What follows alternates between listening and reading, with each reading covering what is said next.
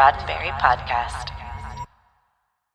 Sometimes you just need to take five and maybe share stories over a nice Orion hurricane. We're only serving the real stuff right here as we kick off a strange new summer. That's right, you better hashtag that one right now. It's 7 p.m. Pacific. It's Monday night. We're here. You're there. It's Mission Log Live. I'm John Champion. And I'm Heather Ray Barker. And I don't know about you, John, but I'm really excited to dive into TOS tonight. You know, those old scientists. Yes, yes, yes. Don't worry, we're still catching up with Strange New Worlds. In fact, we may just have another fantastic guest lined up for you in a few weeks. Ooh, all right, Are no we allowed spoilers. no spoilers yet? Yeah. We'll let people mull that over first. Okay, Yeah. alrighty. Well, I'm hopeful that we'll have a lot of mission loggers calling in tonight, as well as dropping comments in the chat, because we know that tonight's episode is a fan favorite. I'm really excited to Yes. dive into this one. Me too, and I cannot wait to hear what everyone has to say about this particular episode. Look, maybe you've got a deep moral meaning or message that resonated with you and you can't wait to share it, or maybe you just want to nerd out with me and probably Heather and probably Earl over the sweet, sweet design of that T120 tricorder. It's all fair game. Okay, Yes. who all do we have in the chat tonight? Sorry. No problem. I get overwhelmed because you guys show up like every Monday night. You are here, and I have to give props to our good friend Mark, because Mark was in the chat before everybody else was. He beat He y'all to it. was, yeah. Thank you to So everybody. hi, Mark. So, yeah, you Yes. see Mark, and who else you see in there? So we've got Marina, my BFF convention buddy, Yeah. Marina. Looking forward to STOV. Captain Mike is here. We might be Nice. seeing Captain Mike in the future, Yeah. which I'm excited about. We've got one Paul Wright. We've got two Pauls, Paul Harvith. Oh, okay. Let's see. We've got Peter Archibald. We've got John Arminio. We've got Miles Wilburn, Dave Takechi, Nice. Brandon. Roddenberry Entertainment's there in the chat, doing all kinds of things. Keep an eye on what's going on there, because there will be links to pay attention to. Let's see. BC's in there. Who am I missing? Now, I see what BC said. I see it. He knows what he wrote. Yeah. I'm not even going to say it. I'm not going to say it. And by the way, big shout out. So apparently, yes, Roddenberry Entertainment and Nightbot chatting. We're going to get to that in a little bit, but we can do that thing now. Exclamation point commands, exclamation point Patreon, exclamation point giveaway. There's so much stuff happening there. So if you interact, then you'll get links right in front of you that you can then click on and do all of the stuff. And big thanks to our associate producer, Jessica, who is holding it down in there in the chat. So thank you, everybody. Good to see you all. I apologize. I'm looking off screen here because now I got a second screen with the chat. It's great. It's fantastic. Paul Wright says, I didn't know it was competition. Well, now you know. Now you know. Let's see here. Oh, and David already chiming in here. I've quickly caught up my rewatch of Strange New World Season 2 through Lost in Translation tonight. Tomorrow is Those Old Scientists, but I have actually watched it a few times. And yes, tonight, well, earlier today preparing, that was my second and third times watching this episode. And I loved it. I loved it all the more than when I first saw it back when it premiered. So can't wait to talk about it again with everybody. By the way, everybody who is there in the chat, anybody who's catching this later, don't forget, while you're all here, click on subscribe to the Roddenberry Entertainment channel on YouTube, like this very video, tell us who you are in the chat, interact, like those. We love to hear from you all, and we want to make sure that you know about the next great Roddenberry show on YouTube. And speaking of shows on Roddenberry, Heather, what's coming up? Well, we've got some updates to share, as always, because there's a lot that's going on here all of the time. That's what we do, right? Yes, yeah. Okay, so before we take a trip back to those heady days of the late 23rd century, first of all, we want to remind everyone what is happening. Let's see. I read the whole thing again. Sorry about that. No, that's Okay. fine. Yeah. Hit it. Alrighty, Mission Log continues the journey this week with Imperfection. Be sure to listen to that one. And later this week is Drive. So there's that. Well, so Uh, gotta go from the sublime to the ridiculous in the period of a few days. Yep, yep, hey, that happens in Star Trek. We're it well does. versed in Yeah. that. Let's see. Genealogy wraps up its 2-episode look at Shannon, the daring adventures of an insurance investigator by Gene Roddenberry. Mm. This week, the pickup, in which a sociopath electronic expert flexes his muscle in a world that didn't know the phrase tech bro. Yeah. So prescient, that Gene Roddenberry. Yeah, sadly. And finally, the Trek Files presents its second part of a look at Sam People's notes for Star Trek II, including a potential love interest for Dr. McCoy and the all human genetically engineered polar bear named, get this, Thal Arctos. Yeah, so that is the current episode of the Trek Files with our friend Ben Robinson. Tomorrow, the latest episode will drop. And by the way, since we're covering current Trek, that will be our very first episode of the Trek Files that looks at the modern era of Trek, with a discussion kicking off around Star Trek Discovery. Larry and I had a very special guest for that, an academic who has written a book for, I believe it is University of Wisconsin Press. Might be wrong there. Don't at me. But talking about the current era of Star Trek. Fascinating listening. That will kick off many more discussions to come. All of those and much more available to you wherever you download your favorite podcasts. And you can see the whole lineup at podcast.roddenberry.com. Oh, hey, one more thing before we get to the recap. And I see we already have some callers lined up. Brandon, Mark, John Arminio, Chris, Nani, Mike, so many great people. Not too late for you, whoever you are, to also get into that queue because we want to hear from you. But before we do, let me remind you. So wait, Heather, do you mind if I turn on the Borg Queen here? Please do. She needs it. Well, indeed. So we are down to the last few days of our giveaway. So if you want a chance to win the Borg Queen, who is sitting here in the studio with me, there's only 3 days left to enter. Guys, the winners are going to be announced right here on Mission Log Live Monday night, July 1st. So we get to say who the winners are, which is very, very exciting. Like to get to reveal that information to you. That's the best part. If I don't get to win it, I get to say who the winners are. So yay. Okay, I'm excited. Yes. Okay, so grand prize winner is going to get to turn the Borg Queen on in their very own home. Um, so very excited for you. Like Yes. she's gonna transport straight into your home, and you can spend all the time that you need with her in the future. That's a beautiful Uh, thing. Yeah, very that's beautiful.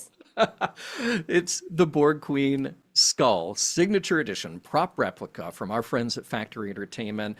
And she is just as stunning and lovely and eerily quiet in person as she looks online. Yeah. Again, I guess I'll see one at STLV maybe is where I'm Yeah, finally gonna get to touch one. I assume they're gonna have one there because like we've talked about her before, but she's like the real deal. yeah. Like heavy resin, hand weathered, like true to the movie lighting, Mm-hmm. Yep. which reminds me I didn't turn on my Epcot popcorn bucket, so I don't have all my good lighting going on. Oops, my bad. I need to see that. Yep. I'll Okay. I'll do it at some point tonight. And the figment, there's a figment popcorn bucket over there too. Nice. Nice. Anyway, all that like the very specific movie effect lighting, this woman, she's got it all. Yeah. So like you really need to make sure that you are entered to win. Exactly. Now, Factory Entertainment doesn't just make collectibles, they make museum quality replicas. And this piece was recreated directly from the surviving screen used prop in the CBS archive. And you can feel the detail and craftsmanship in every inch of it, just as I do. Yes, I'm just gently patting her Turning spine. her on. Thank you. You're Yes, yeah. turning her on. We're You're having a moment. We're having a moment. yeah, Heather. okay, Yeah. John. Okay, John. Look, again, I have the itty bitty batleth, so I You know do. how well that the Factory Entertainment products are made. Regardless, as we said, one of you are going to win the Borg Queen, and then John has to move on in life and find somebody else. Um, look, It's true. um, check the giveaway link in the show notes or in the live chat right now. It should be in there. If you're watching on YouTube, just type exclamation point. So excited. I know. Giveaway. Yep. Exclamation point giveaway. And you'll get the info. There's a Yep. little bit more that you can win, John. There is, yeah, because not to worry, two runner-up winners each will get a Star Trek hand phaser bottle opener, one from TOS. We got one from TNG, so whether you're opening drinks in the 23rd or 24th century, we have got you covered. Yeah, gosh, Hmm. sorry. I'm just lost and reverie over how amazing this giveaway is. Sorry. I sound like such a commercial, but I'm truly very excited about this. Again, like totally free. All you have to do is do all the things we've already told you, but there's so many different ways to enter. Exclamation point giveaway. Like Yeah. that's the easiest thing that you can do. And it'll be in the show notes later on. Go to Mission Log on Facebook, Mission Log Hmm. on the web, everywhere you find Yep. Mission Log, you will find the information to win this lady or one of the two other prizes. Yeah, Good multiple luck. ways to enter. You click the link and then you just keep following and you can enter so many more times. So remember, click the link in the chat or in the show notes. One of you will be a step closer to welcoming the Queen into your very own collective. And yeah, keep using that. Make us work. The exclamation point giveaway, exclamation point commands, exclamation point Patreon. We'll get to that in a little bit. But I tell you what, let's dig right into TOS. I've got a recap here. We're going to keep it short because time is of the essence, right? Yeah. Uh-huh. See what I did there? Okay. Here we go. All right. Load up, everyone. It's portal time. In the 24th century, Boimler is geeking out on the Cerritos over an old alien relic on Chromoth B. It's going to be one of those. A time portal discovered by Captain Pike's crew 120 years ago. While his friends mostly roll their eyes, Boimler's enthusiasm gets the better of him when he strikes a pose for a holophoto and accidentally gets sucked into the past. He wakes up face to face with the Enterprise crew of 2259, including a disturbingly emotive Spock and a very confused La'an. Pike's crew quickly figures out Boimler is from the future, and while he tries to keep spoilers to a minimum, it's tough because he literally idolizes everyone around him. He geeks out on the bridge, accidentally derails a diplomatic mission with the Orions, and he sends Spock into an emotional spiral by pointing out his uncharacteristic laughter. Meanwhile, Uhura is trying to decode the ancient language on the portal to find a way to send Boimler back to the future. Then things get worse. Beckett Mariner jumps through the portal just as it's about to run out of power, stranding them both in the past. But Pike, the funny captain with great hair, takes it in stride. With help from Uhura's translation work and a literal piece of the NX-01 buried in the Enterprise's floor, they cook up enough heronium to power the portal for one last trip. Boimler and Mariner make peace with their not-so-perfect heroes, and Pike's crew gets a glimpse of how future Starfleet will remember them. Diplomacy wins out. The Orions get credit for discovering the portal, which is a nice addition to the history books, and a gold star for Tendy's family. Back in the future, Boimler is still beaming about the golden age of exploration, and Mariner just admits that those old scientists were cooler than she gave them credit for.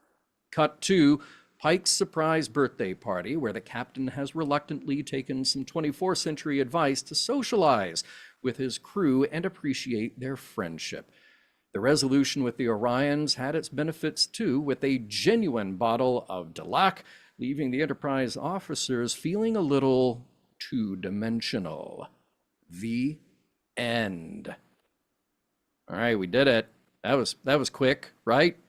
TOS, man, so good. It is so good. I mean, look, like I said earlier, I had only watched this when it premiered and was looking forward to a couple of rewatches before tonight. And it was just kind of delightful from beginning to end. And I just want to fan out over it. And I fully expect our listeners to keep us in check. What? No? You raised a finger You toward me? no, Yeah. you put a note Yeah. in our notes where you Yeah. were like saying you didn't mean to just fan out over this, and I put a Yeah. note in there that you're allowed to fan gentlemen over Oh, okay. this. I'm not a Like, fanboy. I'm a yeah, fan gentleman. exactly. You're John I, Champion, so you're a fan gentleman. you know what? We're gonna But put that on a t-shirt. there you go. Which so disclaimer here. Okay. Uh I'm wearing the best t-shirt ever tonight, thanks to my You friend are? Bad Hate. Yes. Um uh Here's the thing. We can't say what's on the t-shirt. So you can say cool t-shirt Yeah. and that you appreciate my t-shirt. You can say best t-shirt ever. Yeah. Best t-shirt ever, Heather. Yes. But we don't say the word on the t-shirt because we are a family-friendly That's podcast and right. YouTube show. And you know what I love what you just did is everybody who listens to this in the audio only, they have to now jump over to the YouTube to see the shirt. See? See what I Uh-huh. did there? Smart, smart, Yeah. smarter than me. That's why I'm here. Exactly. So thank you for letting me just plan to fan gentlemen out for the rest of the Mhm. night. I love every little detail. I just, it's one of those where I kept writing down lines from the show. Even Yep. Pike, just when they're talking about the communicator, it's like, but the flipping open is the best part. Like he's a fan. It's it's Everyone is a adorable. fan. Like, Yeah. and that, frankly, I miss Lower Decks so much. Like, I Yeah. miss it so much. Um, I would love to just have also a live action Lower Decks Forever too. Oh It's my this God, so this is good. just so special, this episode and what they did, and the fact that Jack and Tawny brought these characters to life like exactly as they are in Yeah. the animated show, like speaks to their acting um acumen. Like they are so talented, so wonderful. And I love the fact that Lower Decks is just a fan gentleman and gentle person show, right? Like Yeah. it's all Yeah. about like the fan archetype. They are fans. Like the lower Right. deckers are the fans. That is us as Yeah. fans living in that show. And then here we are with them on the ship being fans. Like everybody's fan personing out here. Right. And Right. that's the premise of this whole thing. And I just adore the heck of it. This is my it's we talked about this earlier. This is why I love this show so much. Um, it brings me so much joy when Strange New Worlds has fun with Star Trek, uh, isn't taking itself too seriously, is willing to get out there and do like wild new things. Somehow it works, and this does an exceptional job. Um, there's notes we could talk about it all night, but I want to hear Yeah. from the many people in our chat. I do too. And by the way, I just want to reiterate something real quickly here before we go to our first caller. Brandon is waiting patiently. But you hit on something that I think is really important, at least to the way that I enjoyed this show. And I wonder if other people found it the same way that I did. So you talked about Jack and Tawny embodying these characters in person, just as they did in Lower Decks and animated form. Not an easy thing to do anyway, but they did it very well. And something that Strange New Worlds then in turn did very well is justified who they are and how they are without trying to shoehorn in a bunch of see, hey, wait, everybody, we're going to explain Lower Decks to you now, Mm-hmm. and try to make everything fit very neatly. And one of my favorite moments of this was just Boimler and Mariner talking to each other about their experience and acknowledging, wow, everybody here talks really slow. Okay, that's all you needed to do to just acknowledge that, you know what, Lower Decks and Strange New Worlds have different pacing, they sound and they feel different. We didn't need to have an in-universe explanation. We didn't need to introduce, like, say, Dr. Soong's fast-talking genetic re-engineering method. You know, none of that. We just had to have the characters on screen in a natural, in-character way go like, yeah, this thing is different, and then move right on. And I loved that. I love all of that. Let's see how Brandon feels about things tonight. Brandon, welcome to the show. What's on your mind? Hello, that is just the best t-shirt, Heather. Absolutely. It's fantastic. I'm actually probably gonna try and I'm gonna try and get one of those too. Excellent. I was thinking this episode could also have been titled Boimler, just shut up. Um, because he could not open his mouth without putting a foot in it, Mhm. and just everything made it worse. But I thought way back when we found out that this episode was gonna exist, Mhm. I remember thinking, oh my God, that is going to be so lame because crossovers, bleh, it's going to be so gimmicky. And I was so wrong. I have never been happier to be wrong. Well, maybe I have, but it was just, I love it. The writing, the acting, the sheer fun the whole way through. I mean, there's just little moments, um, throwaway moments that were either improvised or feel like they could have been, Mhm. Boimler's Riker, or I absolutely loved Mbenga is just it's in the background. You might not even hear it the first time through, but where he just goes, explode, you say. Yeah. Um, Yes. Right. it's just Yes. every time I watch it, I back that lineup. His delivery is perfect. It's not too obtrusive. It's just like, wait, what? And I love that. And on not a comedic front, but so I haven't seen everything that Rebecca Romaine has done in her entire career. Mhm. But I am confident that a strong contender of best delivery of a line in her career is they put that on the poster because I I can't see know. that. I can't see that scene Yeah. without choking up every time. And Yeah. I've seen this episode so many times. Even just telling you about that line right now, I started to get a Yeah. little. Yeah. Um, it just it's so is a one line that is so sweet and calls back all of the emotion that we felt what 6 episodes ago, Yeah. Hmm. just packed into Hmm. one line. It's beautiful. We were talking about that before we went on air, and talking about Strange New Worlds sort of dip into the absurd, which this seems to be the proving ground for that kind of Star Trek format. Oh yeah. Yeah, right. And then we were talking about the heaviness of a series like Discovery, where you have, for an entire season, you're telling one story that is often very heavy, takes itself very seriously. And it's not that one of those is right or wrong, but tonally they're very different approaches. What I love in a moment that you just pointed out is that they found a way to make this coexist in a series that is episodic, but also tonally quite varied. So you can have a heavy, beautiful, dramatic episode like Ad Astra, and then reference it in the funniest, potentially, maybe we haven't got to the end of season 2 yet, but reference it in the funniest episode of Strange New Worlds, make it poignant, make it count, but still be able to carry on with the hilarity of this episode. Like that's remarkable to me. So hats off to, I know that Bill Yeah. Wolkoff co-wrote this. I can't remember if somebody else wrote it. I have to Yeah, look it up. I think it's I entirely. feel like And he by the did. way, you mentioned Riker. Jonathan Frakes directed this. The man is no slouch when it comes to directing Star Trek Mm-mm.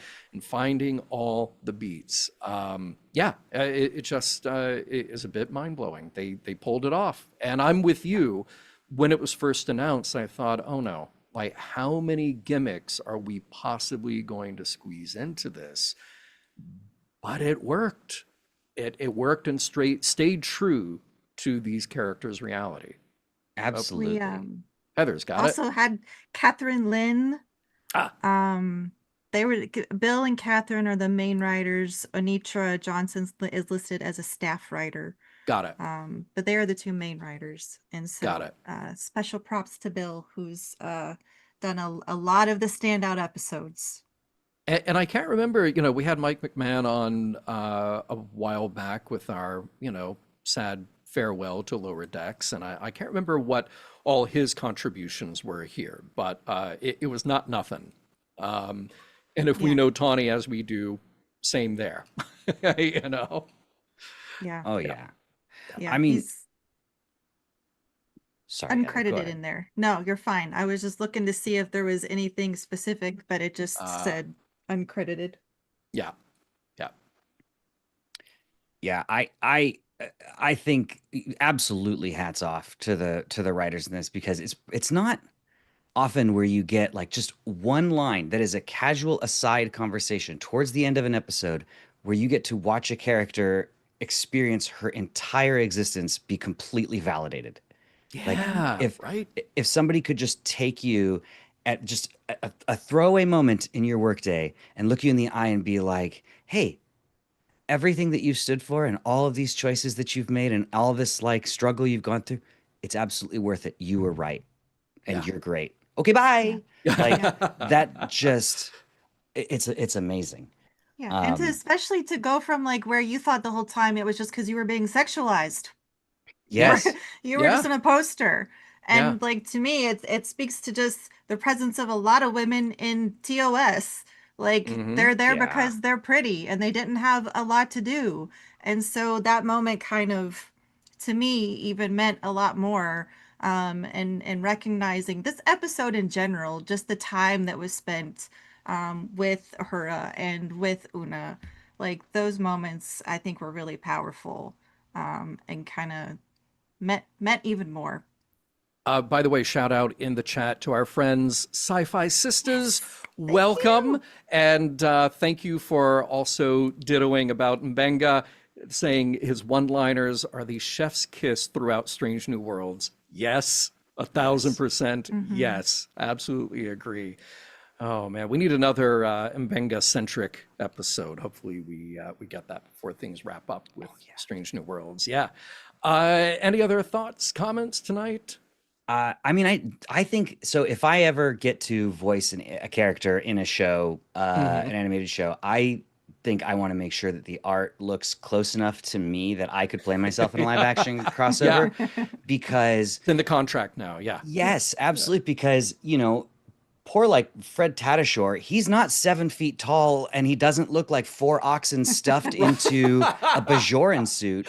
So Yes. Yeah. I that's just such a bummer if he really Yeah. wanted to do this, and Yeah. Jack and Tawny can just be like, "Yeah, I'm there." Right. So good pointers for all of us. And by the way, I'm sort of, I'm glad that it was the Jack and Tawny show and it allowed focus on the story. But I'm really glad we got the Tendi sort of, overarching importance in there. Like Yeah, that's just a cool way to do it. It was a nice way to make her still important, even though the episode's not about her. It was cool. Yeah. yeah. All right, Well, Brandon. Yeah. thank you guys. I could gush the rest of the night, but I think we should let some other folks do it. So thank you so Okay, all much. right. We'll have more gushing from other people. Take care. Absolutely. Till next time. Bye. All right. Hey, let's bring in Mark. Mark, who has got, wait a minute, the Cerritos and the Enterprise with him. How's it going tonight, Mark?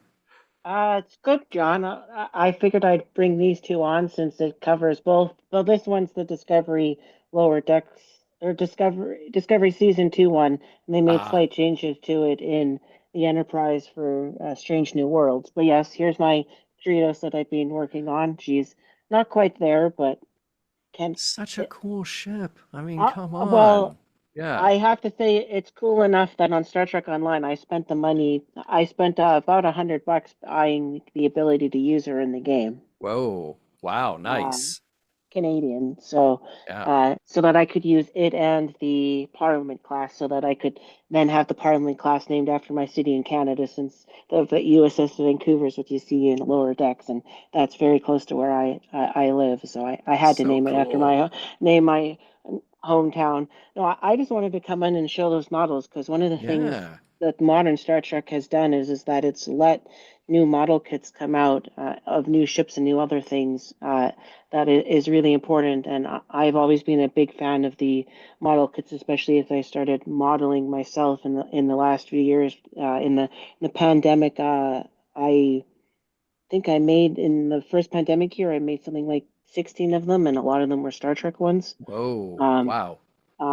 and so, it helped me through doing my master's and all of the craziness that's COVID and other things. And I'm thankful for that. And this episode, well, I like it. I thought it would have been even more interesting if it was Tendi and Rutherford who were thrown into the past. Uh, Hmm. because I think they could, even though the other two are fish out of the water, those two are very much sometimes fish out of the water, even in lower decks. And Right. I think it would have been interesting, especially. Uh, I especially get, especially with those two. I very much. I mean, I get the narrow spiciness in all four of them, but I especially get the narrow spiciness, even though she's an Orion, in Tendi and Rutherford for either autism or something like that. And so I think it would have been interesting to see how, they would have handled that situation of that, and they would have may have handled it very differently and in it, I think, as an entertaining way as this episode did with the two they did pick. I always forget what is our what is our shipping name for Tendi and Rutherford? Is it Tenderford? Or something like that. Because I'm all for it. More of them, yes. And I would love to see live action Tendi and Rutherford. Me I think too. they're so adorable and wonderful. And just even that moment of them high-fiving to science in the beginning, I'm here for it. Love them. Yeah. And you know, it was the Boimler and Mariner show, but I also feel like everybody else got their moment, and those moments didn't feel tacked on. They felt like they belonged there. Really, made good use, made it worthwhile for everyone. So, but yeah, hey, if they were ever to do another one, then bring on Tendi and Rutherford. Agree with you. Yeah. Yeah. Yeah, and and I think it's also a testament to how the past, influence. Speaking to how she's on the poster, I just wanted to say that as well. That in the non-canon autobiography of Benjamin Sisko, he mentioned stepping into the halls of Starfleet for the first time, and there's four statues with four different logos, and one of them is the logo of her poster, what is it? Ad Ada Ad Scientist, Astra per Ad Aspera. Astra, yeah, Yeah. is one of the four on a pillar of the four pillars of Starfleet. And so Oh, that that's was so really cool. cool. And I read that after this episode came out, and I thought uh, that was really cool. And a lot of for me as a person who's well educated with two undergraduate degrees and a master's degree, and eventually planning to do his PhD is, education's important. So I love the fact that, the the outcast that number Una is gets to be remembered as she goes from being seeing herself as a bit of an outcast, which I, as a person with autism, especially in academics at the time, I definitely felt that being on the poster and remembered for that, I think, really spoke to me as well for that, and really helps make her character be able to have justice that it didn't have after the failure of the pilot episode, that the pilot with the cage, where she disappears, and it's a more, Mm-hmm. Yep. disappears, and there's not that more equalness of having a female commanding officer, or XO in this case, who could be a commanding officer, that I think 60 Star Trek wasn't ready for, but we are in many ways today. And I think her being able to do that is really important. And I think that's one of the brilliant things about a show like Strange New Worlds is that you can take a character who was underserved, and we just got a taste, and there was always this idea in fans' heads like, well, wait, what else is there to this character? I mean, Pike himself, and if you get into TOS proper, then Mbenga. And being able to really flesh out these characters and make them count and do it in a way that doesn't feel like we're just filling in all the footnotes but as an exercise in stretching the canon. No, it all feels like, no, we have genuine stories to tell, and we really care about these characters and want to explore them. So agree with you fully there. Any final thought before we jump over to a little business and then meet our next caller? Yes, I just wanted to mention I'm going to bring in another model kit that I made from a different franchise, and just mentioned that today we started on our Discord the BSG miniseries, and so here's a little BSG for everyone if they're interested in our Discord that you probably will do an ad for. So I was stealing your It's thunder, but No, it's perfect timing because we get to say goodbye to you and we get to go immediately into a little mention of what's happening in Discord. So, yeah, Mondays at 6, Battlestar Galactica live in our Discord. So, Mark, thank you very much, and we'll see you next time, okay?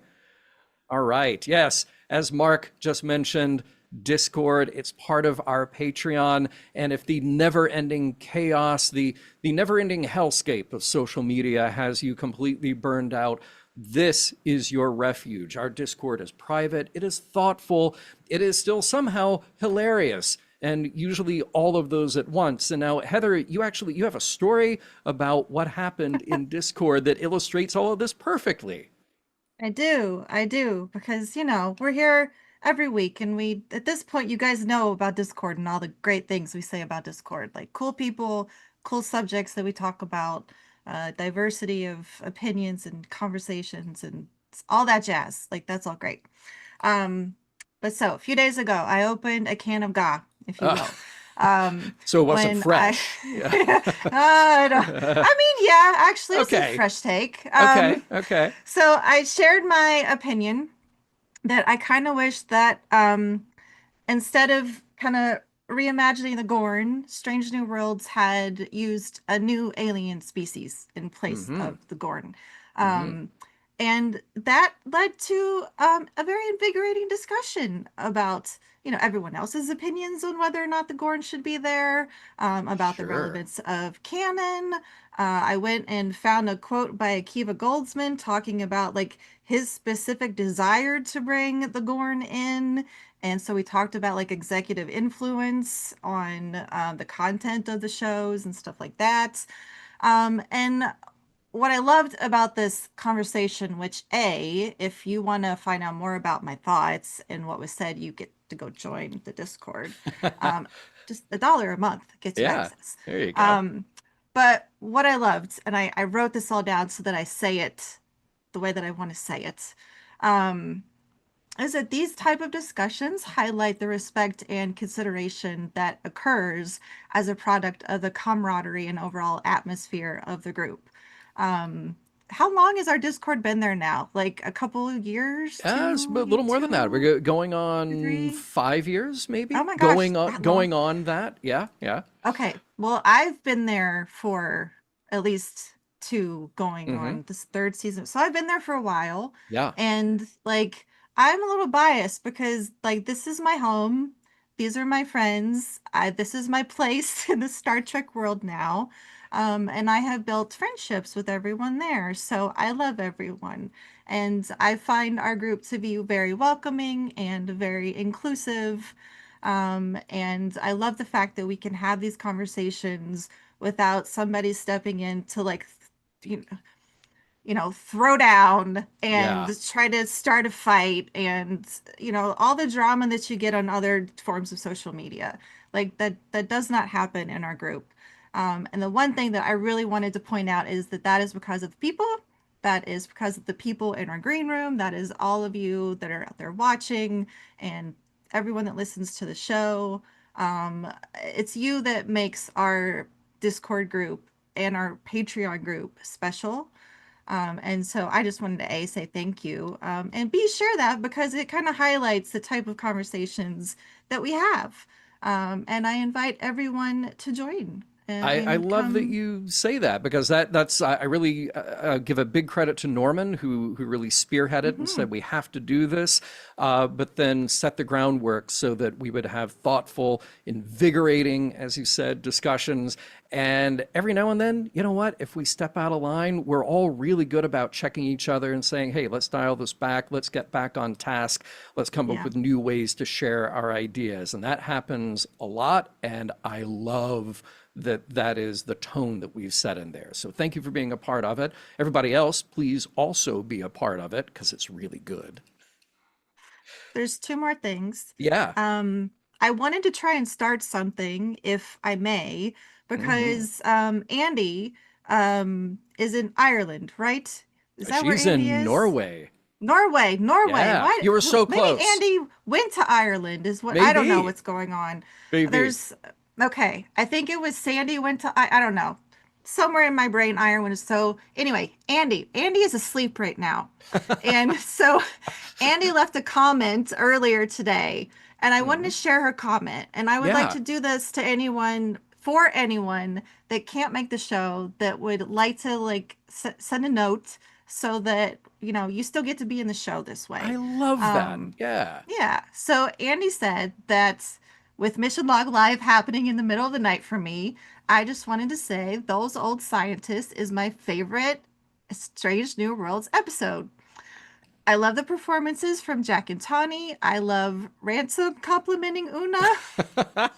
I love scientists, Orions, and seeing Pike and crew animated. I could go on, as we all could go on and on and on. I totally agree. I love this episode so much.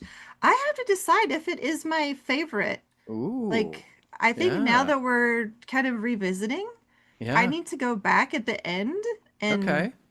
pick a new favorite, maybe. Because honestly, I feel like a bad fan, but I can't remember what my favorite episode was when we finished. I can tell you that I have listened to Subspace Rhapsody's soundtrack over and over and Uh-huh. over. My little autistic brain just loves to like Yeah. over and over and over and over as we do. But yeah, so in the future, if you guys want to leave comments in our Discord, please do that. Drop them into the Strange New Worlds chat, and we'll be happy to make a note and read those out loud. I And love that. then, Yeah. And yeah, remember, you can join. Just go to leave exclamation point Patreon or exclamation point commands. You can join for as little as $1 a month. And you've got another special announcement, a special enticement. I do. And this is the last thing, and then we'll get back to the show. Okay. All Okay. right. All right. Here. STLV Star Trek Las Vegas. It's June right now. It happens in August. And Mm-hmm. so those of you who have don't know about this, have never been, maybe you're like on the cusp of joining and you're planning on going to Vegas, I want to share a secret. Our dear friends, Paul Harvith, who's with us tonight, and Michelle, Mm-hmm. who's probably sitting in the other room or sitting, she's there, and a wonderful team of mission loggers get together every year to throw us a really fabulous party. It's a private party. We do cool things at the party. I'm not going to give you a lot of details. Like No. you have to No. go join Mm-hmm. join the Patreon, Yeah. and when you do that, let us know if you're going to Vegas. Like you will find out more with the updates and everything else. But it is the highlight of the convention for me, for I think most of us mission loggers. And this year, guys, it is the only opportunity that you have to meet the John Champion. Well, there you go. You just either that was a selling point or not, but I promise that we will fan gentlemen out with you. So thank you for that. Yes, I will be there for the Mission Log Party. Cannot wait. I am so grateful to everybody who puts that together. And yeah, that's what you do. Your key, we have sort of, it's the velvet rope treatment, if you would. You get past the Mhm. velvet rope when you become a member of our Patreon and then join our Discord, and you get all the details there. So have at it! Exclamation point Patreon! Exclamation point commands! We will see you there. Thank you for your ringing endorsement, Heather. It's what I do. That's why I'm It, here. yeah. Uh, eh. You're welcome. I love it. Well, thank you. Let's get back to the show, and we're going to bring in John Armenio. John, how's it going? Oh, it's going great. How are you, Joan? Doing all right. Yeah, especially after hearing that. Yeah, I'm doing great. Yeah. excellent. What's on your mind tonight? You know, you've talked a little bit about this on the show with especially with Brandon, but the ability for Strange New Worlds, and especially with this crossover, to sort of step outside its normal tone or to have a variety of tones, I think is what makes a series special. Because, if when people list their favorite Star Trek episodes, you're always going to find, like Inner Light or City on the Edge of Forever or Far Beyond the Stars, episodes that are very much not traditional Star Trek episodes. And so I think it structurally now, with the way television and streaming is, it's difficult to achieve that, because if you're only having 8 to 13 episodes a season, you just don't have as much room in a season to go back in time and have your cast be in the depression, or bring in cartoon characters and have them be live action. And so I think it's a testament to Strange New Worlds, because when you give up, you know 10% instead of 5% of your season for this sort of experiment, that's a big ask for your writers, for your actors, and for your director. And that's one of the reasons why I'm very much looking forward to the next season, and hoping they continue with that Right. experimentation. Yeah. Yeah, I think you hit the nail on the head. It's a tough thing when you only have so many episodes. And if you do break format, well, if you're constantly the show that breaks format, then you're doing that over what, half of your 10 episodes, maybe, and then that maybe leaves some of the audience a little bit in question. Well, what are we doing here? What is the tone I am supposed to walk away from Strange New Worlds with? But look back at Star Trek's history. For every City on the Edge of Forever, which is a great episode, which may or may not be sort of what we talk about when we talk about Star Trek morals, meanings, messages.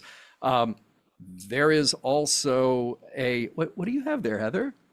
Edith Keeler. Is that an Edith Keeler? No. Oh my God, right I have on. the whole. Sorry, I have the whole set. I have to. Oh, that's Wow. cool. It's my ode to Dom here. Yeah. Oh, Dom, you should be but yeah. seeing this. Wow. I have the whole set. Okay, sorry. That's too cool. But you can also have a piece of the action. You can also have this fun romp that doesn't need to hit you over the head with the message, and it can just be a little diversion to go have some fun and then get back to another heavy episode the next week. It might just feel different because we have fewer episodes to deal with. Yeah.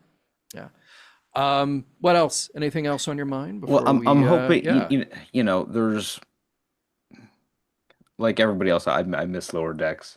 So I'm hoping, in the way that a lot of the TNG characters sort of snuck in to other Star Trek series, I'm hoping we can have maybe ways for Lower Decks characters, either as their animated selves or as their live action selves, to make sort of like cameo appearances. Hey, if one episode of Strange New Worlds turns out to be a holodeck adventure Yeah. in Lower Decks, I wouldn't hate it just Yeah. to see the Lower Decks characters again. Yeah. I do not disagree. Actually, that could be really cool. Yeah. I almost wish this episode came out after Lower Decks had been finished and gone for a little while, because then it would have been that much sweeter to see those characters come back and revisit that animation style. Yeah. When we got a taste of it in Strange New Worlds. Yeah. But, so good. All right, man. See you next time, I hope. Yeah, for sure. Thank you very much. Take care, John. Take care. And now I've been waiting for this. Can't wait to visit Chris, who I believe is sipping on an Orion Hurricane in the bar. That is correct, my man. I'm here with Mariner. Yeah. I got it won't chroma key out. But I do have my walled martini glass.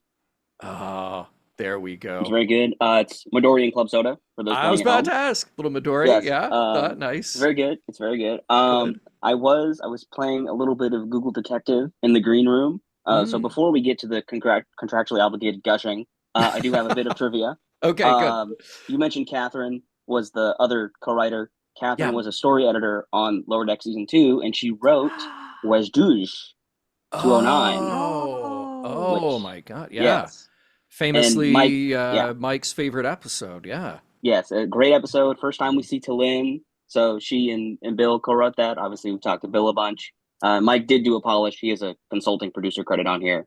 But Great. yes, that was the trivia. And now for the contractually obligated gushing. Okay, gush Um, away. what I love is, so you bring in Jack and Tawny, and they are very good at their sort of like over the top, dial it to 11 style of comedy, flailing Right. about, yelling, all of that. And then, as a Lower Decks fan, I love that. But what I thought was really good and what really makes this episode sing is that you have the Strange New Worlds people. They get to do that. They get to do comedy, but they do very nice, like subtle comedy. Like it's very simple. Like the little wink Una gives to Jack at the end before he beams Yeah. off, or we mentioned Mbenga's one-liners, or just Yeah. sort of like lots of Anson's delivery, like "Hail the Orions," like he's just so tired of this. And so I thought that it makes a really nice balance between sort of the traditional Lower Deck style and the sort of Yeah. more muted, but are very funny and are very, very cutting. Yeah.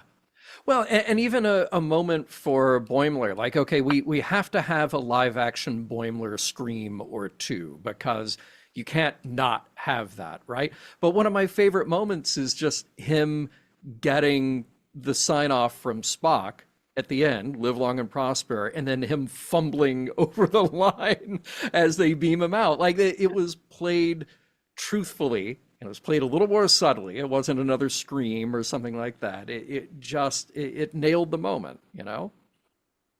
Yeah. Yeah, Oh, I by mean, the way, Heather, Dom listening on the bus. So even if you I didn't see it, know. yeah, he's there in I spirit. All right. just saw it. I just saw it. Yeah. What else, Chris? oh, I don't. I mean, truthfully, this might be my favorite Stranger Worlds, which kind of feels bad because, like, I feel like I should pick a real Stranger Worlds episode, It But is like this, a It real is.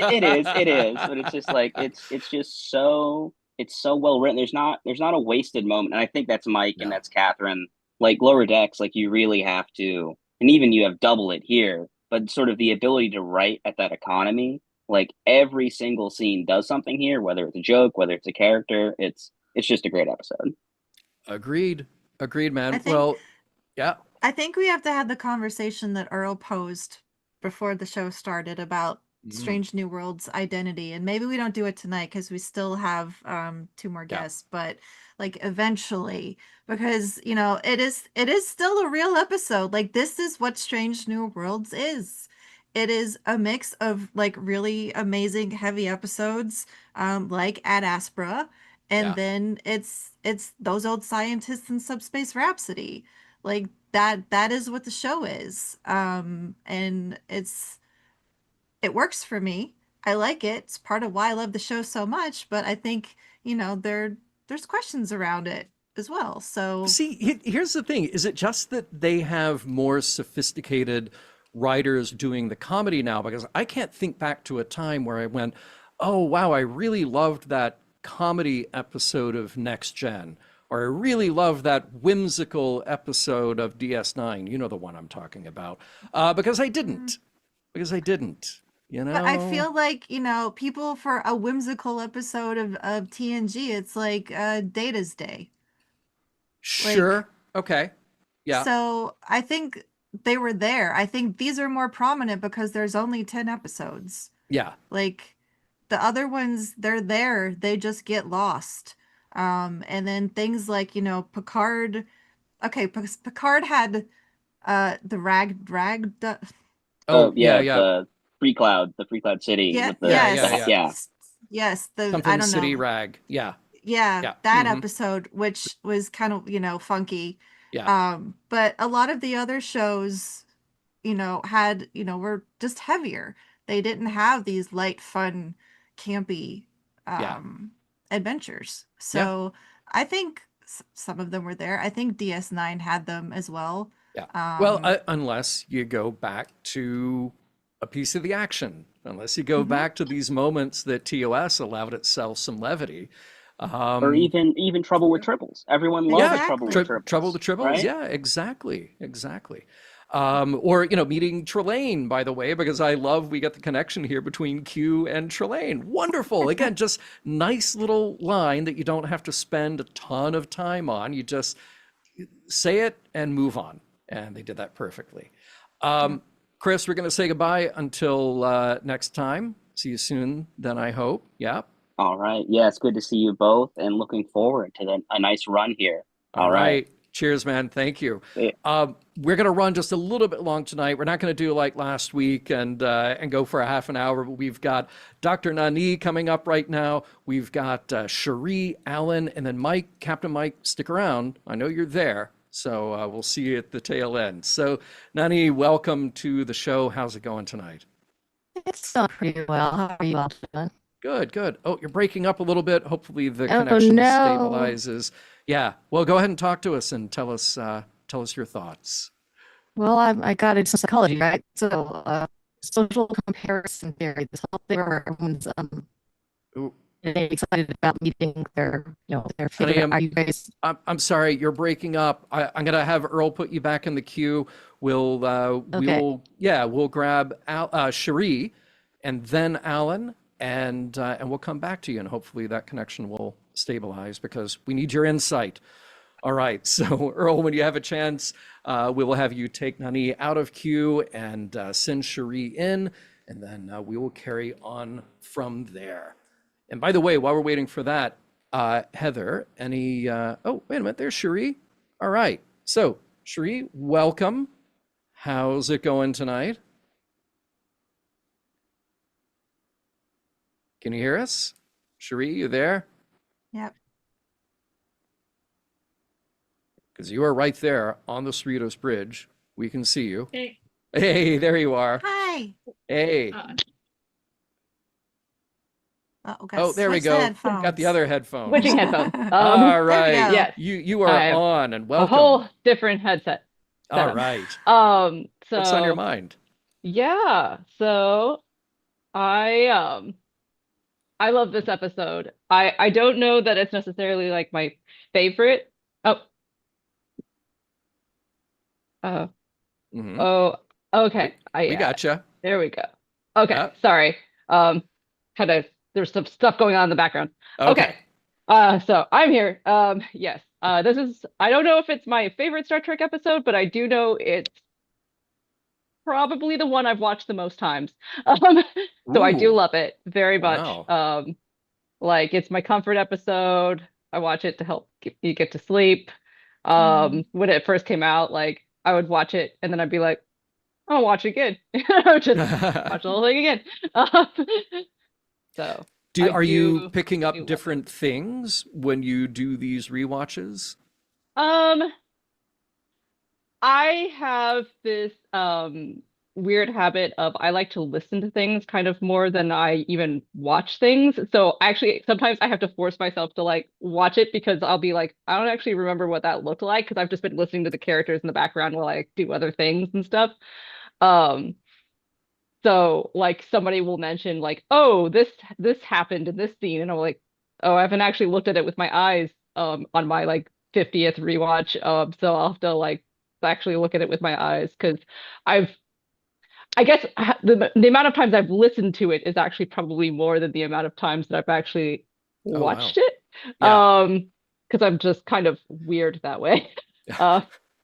But I've definitely I love this episode so much. And I will say that if anyone is as weird and nerdy about it as me, they should like throw Tawny Newsome like $8 for a month and listen to her full commentary. She did a full commentary of the episode on her Suboptimal podcast bundle. Oh, no way. I So did not know about that. She has like she has a free podcast that she does with a friend of hers called Yo, Is This Racist? But then they're like, sometimes it's really depressing to only talk about racist stuff all the time. So they have Sure. a pay for podcast that's called Yo, Can We Live? Where they just hang out and talk about fun things. And only Amazing. sometimes talk about racism. And I just like that podcast, so I subscribe to it. And obviously sometimes she'll bring up Star Trek stuff, but Yeah. they talk about plenty of other stuff. But on that, you can, if you use, they have like a bundle. So if you just subscribe to the podcast, it doesn't include like the little weird extra things that they do, but they have like a bundle where if you give them $4 extra a month, they'll give you extra stuff that they do. And one of them was the full commentary of this episode, which I highly recommend if you're as nerdy as me, because she goes through all the meeting the characters and all the kind of behind the scenes stuff. And Oh, great- that's a great stuff. no-brainer. That is a Yeah, no-brainer. yeah. Yeah, I want that. So that's Yeah, happening. yeah. It's great. It's great. I Good love call. it. And it's really, really good. I don't feel like I have as much to say about this episode just because I love it so much. So I don't have like usually like if I have some sort of like critique or something, I feel like I have more to say, but it's just like I just kind of love it. I do agree with John Arminio though that I would be totally on board for like another crossover, but like in the Lower Decks world. Yeah. Because Anson Mount even said that he really liked his like cartoon version. So like we should just see them as cartoon characters like in the holodeck or something. That would be amazing.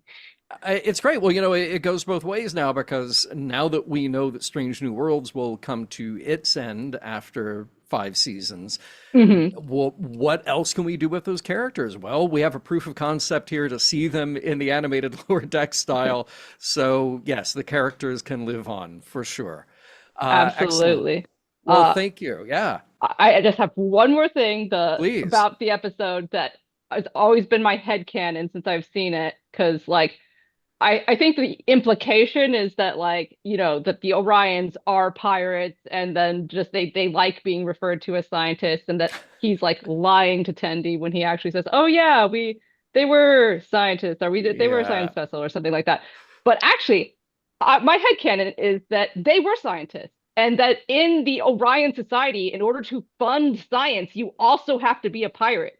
So the only reason they cared about the grain is because they're like, well, we need to fund our science, and it's the only way we're going to fund our science. And the portal thing was actually they were interested in it scientifically, so they were actually like, yeah, this is cool.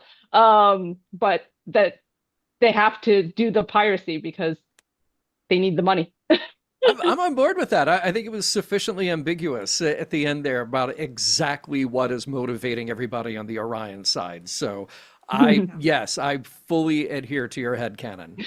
Yay.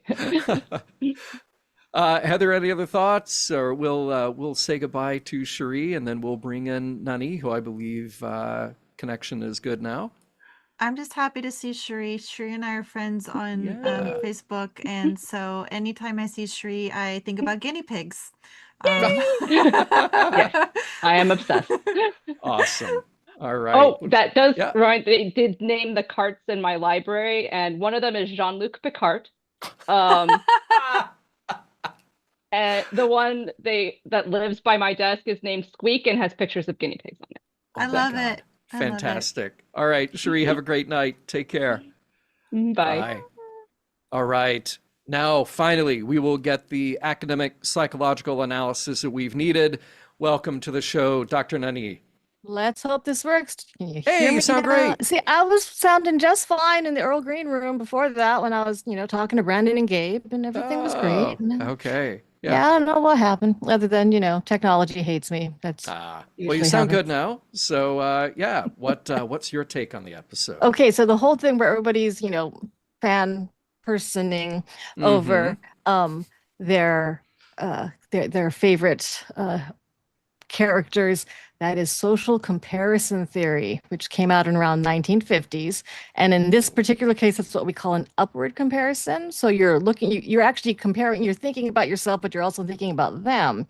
And what Boimler is doing, it can be motivating because, he is kind of the bumbling, ensign trying to do better. And so, you find these people and you just appreciate them, and then you It can help you motivate to do better, but it also can leave you feeling a little inadequate, like, oh, I'm not as cool as they are, right? And you do see that kind of happen, right, throughout the episode where he's saying it didn't quite turn out how he wanted it to, because there is that not psychology thing that people always say about not meeting your heroes, right? In reality, but the psych side of that is that when you idealize people, oftentimes that leads to disappointment because they're people Yeah. and not the perfect person you put up in your head, right? So that's generally the difference there. And I the like that. Yeah. And let me just pontificate here just a wee bit, because it seems like the episode is getting two things right, which is that Star Trek is very often described as being aspirational. On the grand level, we want a culture that is like that. We want the sort of equality, the big socio-political themes.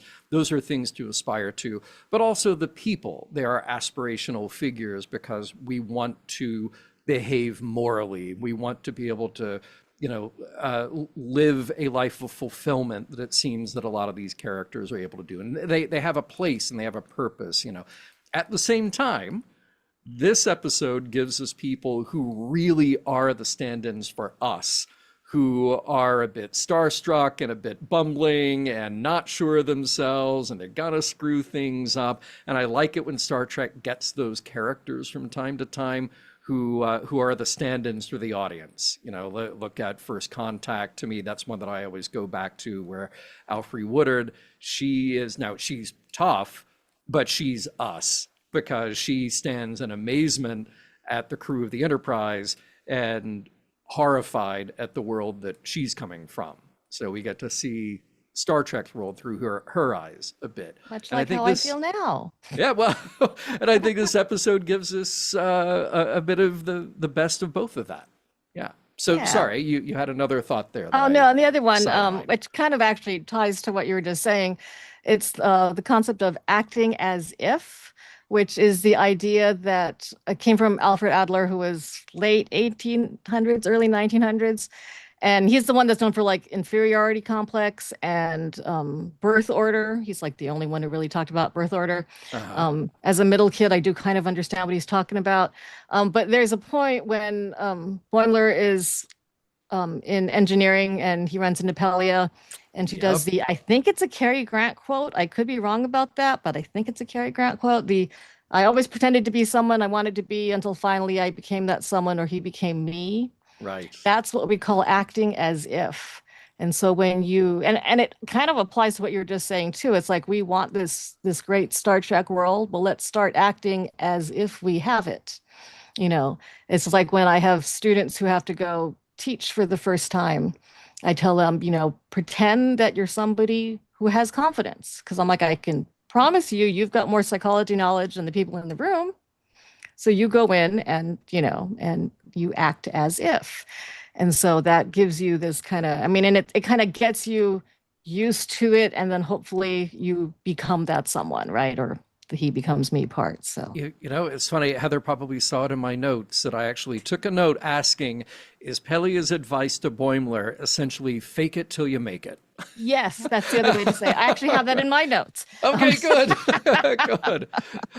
Excellent. We're all on the same page. Love it. Well, thank you for sharing that with us. Of course. Yeah. Heather, any addition to that? I kept waiting for Pelia to say that was some famous Starfleet captain that said that, or accredit it to someone like Picard. I don't know.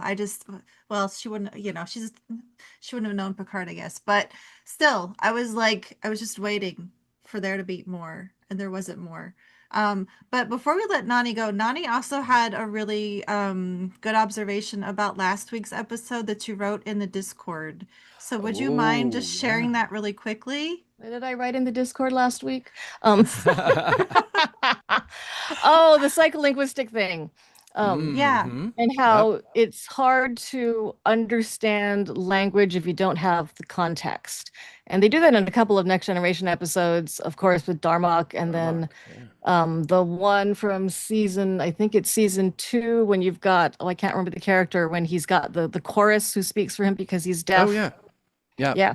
And so when you don't understand the context of somebody, so what someone else is saying, you can't necessarily communicate clearly because, you might understand what the words mean, just like that's a perfect example of Dharma. The words, said were words that we recognize for the most part, other than the names.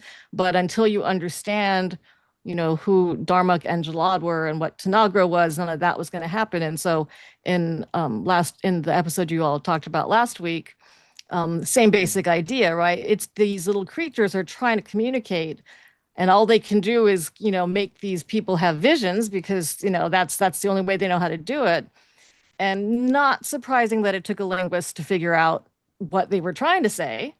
Um, right. But we kind of, you need to have that context to be able to understand what other people are, trying to do. And I think that was one where I talked about my former student Maka getting all excited about having a colleague who didn't understand what he was saying, and then he put it in context where he realized it was a cultural bias and changed context, and all of a sudden he's like, oh yeah, and the guy got it. It's great. So Excellent. And by the way, Brandon and Paul in the chat saying that episode was loud as a whisper. And of course, Thank remember you. Riva with his traveling Greek chorus. Terrific, terrific episode. Thank you, Nani. Appreciate it as always. And yeah, thanks, Heather, for pointing out that excellent observation in the Discord. Love it. All right. We'll see you next time. Take care. all right, bye bye. All right. Bye. And we got Alan. Alan, thanks for your patience tonight. What's up? What's on your mind? This is what I get for being late. I have to follow Dr. Nani, and Yeah, good luck now. it is both an honor, a privilege, and a challenge. So I'll try to keep the discourse up here. Okay, all right, do your best. What do you Yeah. got? No, I just want to echo what everyone else has been saying about this episode. That we had two episodes called Best of Both Worlds, and I think this also applies. This is sort of like the best of two shows Oh, coming yep, together. yep. Just bridging the gap between honest. I've said before, Lower Decks was the show that brought me to the table as far as streaming Star Trek goes, and then Strange New Worlds definitely sort of picked up the torch and ran with it, and is arguably my favorite of the shows that, well, it's like the only show that's on right now, but but you get what I'm saying. Yeah, yeah. But yeah, it and just the sort of like the perfect blend of how the style and tone of Lower Decks merged into the style and tone of Strange New Worlds and produced something that was really, really special. And speaking of special, I hope this isn't a humble brag or anything, but I just want to say that I feel fortunate that I got to be in the room when this episode was premiered at San Diego Comic-Con, and Yeah. you know, uh, as someone who has always sort of been kind of on the outside when things like that have been discussed, like, oh, the premiere of such and such was at uh, you know this big event, or down in down at Paramount Studios for the Star Trek events that they've had. You know, to get a taste of that was just a really special moment. And believe me, if there is a way that I can recommend that if you ever have the opportunity to see an episode of Star Trek with thousands of other Star Trek fans, by all means, take it up, because it is such a great experience. And I mean, this was 2 years ago, a year when there was not a lot else going on uh, in the big room at San Diego, Mhm. but Star Trek fans showed up. Yeah. We were there. We were there for the show. I mean, there weren't even the stars. I mean, we were there for the episode to see to be there, and to be there with fellow fans to experience that moment. And for anyone who thinks that the future of Star Trek is in doubt or whatever because of whatever is going on in the world of media, know that the fans are there. They will show up if you show up for them. So let's try to make that happen. Bravo. Well said, friend. Excellent. That's I my would 2 cents. that was one. I would say that that's the perfect place to end the show, and there is no way to top that. And that Mike Richards. So The bar now, is now Mike, here. right? So, Alan, thank you for sharing that. Really appreciate it. And we're just going to go right ahead and welcome Mike into the stream. And Alan, we will see you next time. And John, if you did say that, you would be correct. But holy Q, this has been a good show, man. Oh, hey, there we go. This has been awesome. And Heather, man, great to see you. Transitively, if I'm correct, you are just as Vulcan as Lynn. That is what I'm getting out of this tonight's show. Didn't want to give that away too quickly. Yes. But man, having a blast in the Earl Green Room and chatting it up. Been busy with a move lately, so it's kind of good to be getting my footing again and getting more involved. John Arminio, great comments. Reminded me of Arthur C. Clarke's second law. Now, we talk a lot about Arthur C. Clarke's third law in Mission Log, right? And we all know that. Not even going to bother with it. Yeah. Arthur C. Clarke's second law is much more interesting, though. I think it says if you want to test the limits of the possible, John, if you want to test the limits of the possible, you have to occasionally venture into the impossible. Ooh. Yeah, and I think that's what Strange New Worlds did with this episode. They really took a risk to see what was possible, and they were able to pull it off, and I think pull it off quite well. I put this episode on with my wife today, and I didn't know what it was. It was I just knew it was season 2, episode 7. Yeah. And as soon as I saw that it was this episode, I just got giddy. I was like, "Oh my god!" So it's just so fun, and that's great. I think it says a lot about Strange New Worlds and their flexibility to break the format. And I like that. I think it also says a lot about Lower Decks and how just popular and beloved that show that show really is. It's interesting. I mean, just a quick aside. One of the things chatting with on Mission Log the Orville that got Seth to do the Orville was with Next Gen. He didn't know what he was going to get every week. If you tuned into your typical cop show, it was going to be the crime of the week, or doctor, hospital drama, it was going to be your typical case of the week, like on House. But Next Gen, you didn't know if you were going to get a love story or an action adventure story or a mystery or a holodeck novel or that kind of thing. You just didn't know. And I think Strange New Worlds has that same kind of attraction to it. You don't really know what you're going to get each week, whether it's this or that. You talked a little bit about the fake it till you make it line. Yeah. Okay. Is that what you do? Well, I think I was going to attempt to do the world's worst Cary Grant impression. So if you want to hear it, I pretended to be somebody I wanted to be until I finally became that person, or he became me. There you go. World's worst Cary Grant impression ever. But that's certainly lived up to your announcement. That was, But that was good. The part about this episode that got me, and I just lost my dad about a year ago, and I know several of us have been through the same thing, but that conversation that Boymes had with, hey man, where Pike first said, we didn't get along, and at times, I hated his guts, but I would give anything to have those arguments again. Hopefully most of us had better relationships with that than our dad. I know they vary.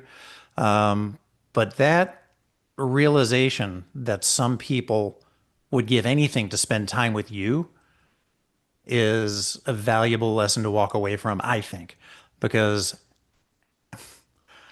this is what it is, John, but there are probably some people out there, my kids, my wife, my, hopefully family members, that at some point would like to have to spend some time with me, with you, with Heather, with all of us, and we need to make that time. We need to make that time to feed and water those relationships and to spend time with people while they're here to spend time with. I took a note that asked myself as I was watching, was it in character or out of character for Pike to open up so personally to Boimler and Mariner? Because, they come in, he's fed up with them, they've broken one too many rules here. But it was such a good monologue. And Anson delivered that with such heart and such realness. Then for Boimler to question in response as he did, well, don't you think that these people around here want that out of you? It really put the emotional button on that scene, and I wouldn't have it any other way. So I'm really glad that we got that. Even if I allow them, like, you know what, Pike maybe would not have said this to them, but we got that scene out of it. So it really is, and thank goodness that that character is written in such a way that they understand that their vulnerability is a strength. By opening up the way they did, that allowed Boimler to sort of feed that and respond to that, and then a better outcome came from him sitting in an ice fishing shack with a bottle, arguing with his dad one last time. That wouldn't have made sense, but going all 2D and drinking some Orion Orion Hurricanes. Orion Hurricanes. That's the way to go, man. That's a strong crew. That's just gonna make that crew stronger. Well, Mike, thanks for jumping into the call tonight. And by the way, everybody who's listening, Mike is going to be stepping in as a guest co-host every now and then throughout the remainder of the season. So thank you for doing that. And we'll have some other surprises and other surprise guest co-hosts along the way. But appreciate you doing that, man. Heather, any final thoughts, any notes we didn't get to that you feel like need to be shared? This is very important. Okay. A popcorn bucket, spaceship Earth Mickey head. There we go. And love it. Figment popcorn bucket over here.